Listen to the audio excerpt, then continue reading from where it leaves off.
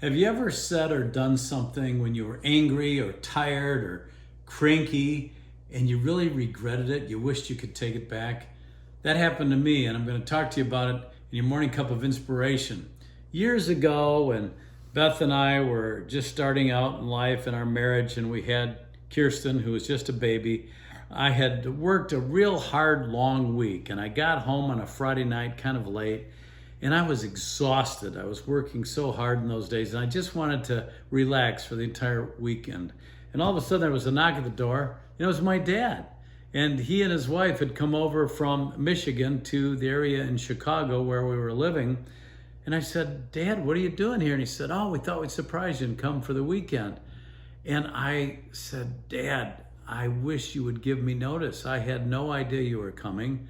And I'm really exhausted, and I just wanted to relax this weekend." And he got hurt, and he said, "Oh, well, I guess Sally and I will leave then." And I felt horrible. I was like, no, Dad, I want you to stay. I'll try to get some rest tonight. Please come in.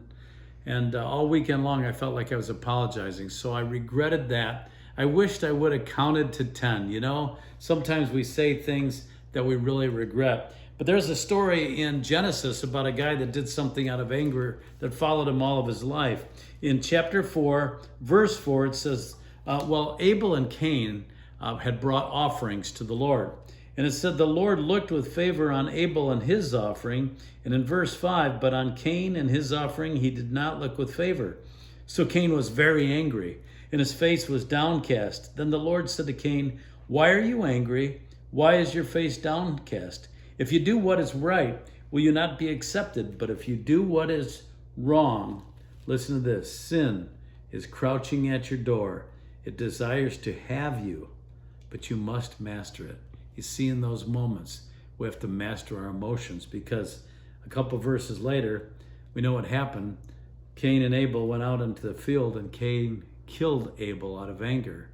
And the Lord said that there was a curse on him the rest of his life, and it would follow him.